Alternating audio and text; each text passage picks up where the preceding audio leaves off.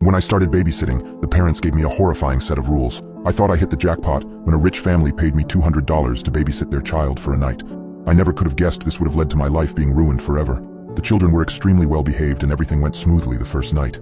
The young couple must have thought that I had done a good job because word spread quickly around the rich neighborhood that I was a great babysitter choice. This was perfect for me.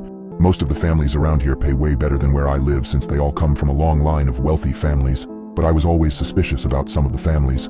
You hear rumors about really rich people, some very creepy stories, but I never actually believed any of them. Sometimes I'll babysit for a few hours and make a couple $100. Other times the parents want me to stay the night while they go off and get a hotel room so that they could be away from their kids for a change. That is where I make the big bucks. A couple of days ago, a husband and wife had texted me asking if I could stay the night at their mansion and watch their 7-year-old little girl for them. I happily agreed, not knowing this might be the last time I ever see the outside world again. When the day finally came, I drove my beat-up Jeep Wrangler to the edge of the rich neighborhood and made my way up this private driveway that I had never noticed before because the entrance was hidden back amongst the trees that surround the entire north side of town. I drove up this steep, winding driveway for what seemed like 10 minutes before I finally saw the house come into view. Out of all the houses I've babysat at, this was hands down the most gorgeous one I've ever seen. I hoped I would get some good money for this. I got out of my car and made my way up to the front porch, where I knocked on this gigantic wooden door. A few seconds later, a beautiful woman in her mid-30s answered and introduced herself as Mrs. Collins.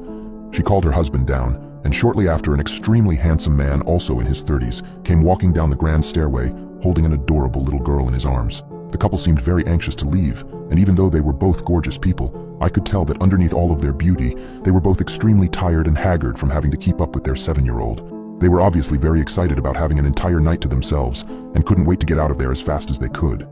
Before Mr. and Mrs. Collins left, however, Mrs. Collins handed me several pieces of paper and told me that she had written down a couple of instructions for me to follow throughout the night. She stressed to me how important it was to follow her instructions, and I assured her that I'd give them a look. I waved to the pretty young couple as they made their way down the driveway in their expensive Mercedes, and then closed the door behind me. I gave the instructions a quick once-over before folding the papers and stuffing them into my back pocket. I'll look at them later, I told myself. How stupid I was to do that. Mr. and Mrs. Collins' daughter Samantha was a very nice young girl who warmed up to me almost immediately, or so I thought. We had spent the next few hours playing games and watching TV. After we finished our 5th episode of Teen Titans Go, I noticed that it was getting late and asked Samantha what her bedtime was. She shrugged, not really giving me an answer, which is when I remembered Mrs. Collins' instructions. I pulled out the folded pieces of paper and scanned through them very quickly when I saw the words, "Samantha needs to be in bed before 8 p.m. I checked the time to find that it was almost 7:45. "Well, it looks like your bedtime is right now." I said, lift Samantha up off the couch so I could get her ready. She brushed her teeth and I tucked her into her California king-sized mattress. I told her goodnight and was leaving her room when she said something that stopped me in my tracks.